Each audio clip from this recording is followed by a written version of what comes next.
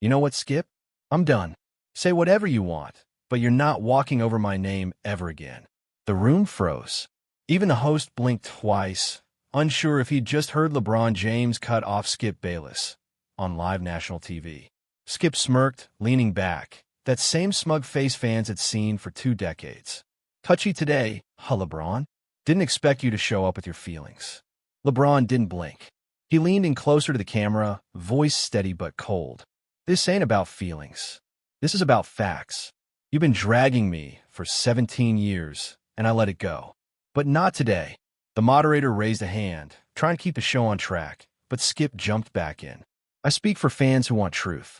You fold under pressure. Always have. LeBron's jaw clenched. Pressure? I played through death threats in Cleveland. I carried a broken team to the finals. I gave everything, and still, you call me soft. He paused. His voice cracked just a little. And you call me a fake tough guy the day after my teammate died. That wasn't analysis. That was low. Skip tried to cut in, but LeBron wasn't done. You made money tearing me down. Every missed shot, every loss, you built your career off my pain. The silence from the panel was loud now. Skip looked rattled. It's my job. No, your job is to be honest. But you weren't. You were obsessed. Every night, it was LeBron this, LeBron that. You don't critique, you stalk. Gasps echoed across the studio. The camera caught the host's stunned face. LeBron shook his head slowly. You told people I wasn't clutch, but I was 25, carrying cities. You call me entitled, but I was feeding families in Akron. You made me the villain for your ratings. The tension was thick now. Every word sliced deeper. Skip's voice faltered just a little. It's not personal, Bron. You're just not. It's always been personal. Don't hide behind your mic now. The host cut to commercial, too late. The clip was already ripping across social media, uploaded and stitched within seconds by fans, sports pages, and meme accounts. The world had just witnessed something raw, unfiltered, real. For the first time ever, LeBron didn't play it classy. He played it honest, and people were watching. Yo, did y'all see that? LeBron just cooked Skip. Live. On TV. That man's done holding back. Within minutes, Twitter blew up. Clips of the exchange flooded every feed. Chopped, looped, captioned, and memed. The hashtag LeBronSnaps trended globally before the commercial break even ended. I've waited 15 years for this. Skip's whole brand just died on live TV. That wasn't a clapback. That was a funeral speech. Instagram Reels, TikTok reactions, YouTube Shorts, they exploded like a digital wildfire. Even non-sports fans jumped in. The clip was that powerful. Draymond Green tweeted, "Bron been letting him bark for years." Today he bit back. Respect. Damian Lillard posted a fire emoji. Jamal Crawford simply wrote, "Truth sounds different when it comes from pain." LeBron sat in silence in his dressing room, phone buzzing nonstop on the table. He hadn't touched it. His eyes were still fixed on the floor, heart racing, but not with regret. Maverick Carter walked in, eyes wide. "Bro, it's all over. You trended in 20 countries in 10 minutes. LeBron didn't flinch. They needed to hear it. I needed to say it. Maverick nodded slowly, then paused. You think he'll respond? LeBron looked up. Doesn't matter. This wasn't for him. Across the country, sports networks scrambled. Pundits shouted over one another, rewatching the clip frame by frame, dissecting every line. Even ESPN's rivals had to cover it. LeBron broke character today, one analyst said. He wasn't the smiling face of a league. He was a man tired of being dissected by someone who's never played a second of pro ball. Meanwhile, Skip Bayless vanished. No tweets, no podcasts, no appearance on his own show the next morning. Nothing. Fans noticed instantly. Where's all that energy now? He got smoked and went ghost. In the quiet of the evening, LeBron finally checked his phone. Hundreds of unread messages. One caught his eye. Not from a celeb, not from a teammate. From his mom, Gloria. Proud of you. That wasn't anger. That was power. He smiled, eyes softening for the first time all day. But then, another message. One he didn't expect. From Dwayne Wade. You opened a door today. Be ready. They'll try to close it. LeBron exhaled. He knew. This wasn't just viral. This was war. against a system that had allowed men like Skip to narrate other people's truths for far too long. "Bron, are you okay?" Maverick Carter's voice broke through the silence. The room was dim. LeBron sat on the edge of the couch, elbows on his knees, palms pressed together. His eyes were locked on the floor, like they were trying to escape everything above it. He didn't answer right away, just nodded once. Yeah. A pause. Just tired of the games. Maverick sat down across from him. No cameras. No noise. Just two brothers who'd been through it all. "You went off script today." LeBron's voice came out low, almost like a whisper. "I didn't have a script." He reached for a bottle of water, hands still shaking slightly. Not from fear, from release. The kind that only comes after carrying years of silence that never belonged to you. His phone vibrated again. Hundreds of messages he still hadn't opened. Some from teammates, some from legends, some from strangers. But one stood out. A short DM. No profile pic. Just a few words. "I watched my son cry when Skip called you soft. Thank you for standing up." LeBron stared at the screen. His voice cracked again. "It's bigger than basketball, Mav. It always was." Maverick leaned forward. "I know, but Skip's team is calling. They're not saying sorry. They want you to chill. They think you went too far." LeBron chuckled. It wasn't funny. It was bitter. Too far? I let him spit lies for 17 years. He called me a coward, a diva, said I was faking injuries. Where was too far then? He stood up, pacing now, each word sharper than the last. He said I quit on my team, on my city. You know what that did to my mom? To my kids. His voice rose. Not yelling, just full, real. I came into this league as a kid from nowhere, and every time I bled on that court, he twisted it into weakness.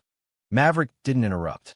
He let him speak, let the weight fall off, and the world let him, 'cause he wore a suit and had a mic. LeBron stopped walking, stared at his reflection in the mirror. You know what hurt the most? Maverick looked up. LeBron's eyes were red now, not from tears, but from everything he'd held back. When Bronny was 10, he asked me, "Dad, why does that man hate you?" The room went quiet again, the kind of quiet that sticks to your skin. LeBron turned back toward Maverick. I can't let that slide anymore. Not for me. Not for him. Not for anyone watching. I don't apologize for holding players accountable, especially the so-called king. Skip's voice came through his podcast mic, cold, rehearsed, and pointed. He hadn't spoken in 4 days. No tweets. No show appearances. But now, he was back, and people were listening. He leaned in, tone calm but venom beneath every word. LeBron James is emotional. We've seen it for years. Great athlete, yes. But he's soft when challenged. And what he did on live TV, unprofessional, childish, weak. His co-host shifted awkwardly, unsure if he should step in. Skip continued. He says I built my career off him. That's ego talking. No, sir. I did what every analyst is paid to do. Criticize, question, analyze. The comment section erupted in real time. This man's deflecting like crazy. He still can't say LeBron's name without bitterness. He's proving Bron right with every sentence. Skip didn't stop. I've been in this game longer than LeBron's been in the league. If he thinks one outburst ends me, he's wrong. Dead wrong. Back in LA, LeBron sat in silence again, this time watching. Not to respond, just to understand. He saw it, clear as day. This wasn't about basketball. It never was. It was about control, image, power. Maverick walked in, phone in hand. He's trending again, but not in the way he wanted. Skip's critics were no longer just fans. Former players, retired coaches, even media insiders began speaking out. Jalen Rose posted, "We let Skip run wild for too long. That man crossed lines no analyst should cross, and did it with pride." Shannon Sharp tweeted, "Man finally got challenged by the one voice he couldn't silence, and now he's playing victim." Old clips resurfaced. Videos where Skip mocked LeBron's mental health, called him a drama queen, even questioned his injury recoveries. The narrative was unraveling. LeBron didn't post anything. No quotes, no subs, no response. Just one calm Instagram story. A black screen, white text. Truth doesn't need volume, just courage. The message was clear. I said what I said. No walk back. No apology. No interviews. Just truth. Skip's next podcast episode barely cracked the charts. Sponsors went quiet. One even pulled out publicly, citing misalignment with values. Suddenly, the man who made a living off being the loudest sounded small. And for the first time in years, it felt like Skip Bayless was being seen for what he truly was. Not a critic, but a character. And the world had finally stopped laughing. You changed the game, Braun. But this changed something deeper. Those were the first words from Chris Paul during a quiet dinner in L.A. Just four close friends, no press, no cameras. LeBron sat at the end of the table, quietly cutting into his food, not really eating, just thinking. He looked up. His eyes weren't tired. They were clear, grounded, done pretending. I didn't set out to change anything, he said slowly. I just got tired of swallowing it. For 20 years, LeBron had smiled through attacks, stayed classy, took the high road, let people profit from twisting his story. But something cracked that day on live TV, something permanent, and everyone felt it. Even those who never liked him respected it. Across the media landscape, a shift began. Young athletes started speaking up. Old clips of toxic sports coverage got re-examined. Analysts were forced to reckon with their words, not just for ratings, but for impact. And Skip? He kept posting, kept defending. But the more he spoke, the more the mask slipped. Old producers started speaking out anonymously. Skip always wanted control. He loved poking LeBron because he knew it sold. But it wasn't about sports, it was personal. Always was. One even leaked an email thread. Skip mocking LeBron after the 2011 finals, calling him mentally weak and marketing fluff. It went viral. Sponsors dropped him one by one. Meanwhile, LeBron gave zero interviews, zero statements. He didn't need to. The world had finally started talking for him. Bronny posted a video, no words. Just a clip of his dad walking into the gym, head high, captioned, "My hero, always was." That one hit LeBron harder than anything Skip ever said. He watched it alone in his home theater. Watched it 5 times. Didn't cry.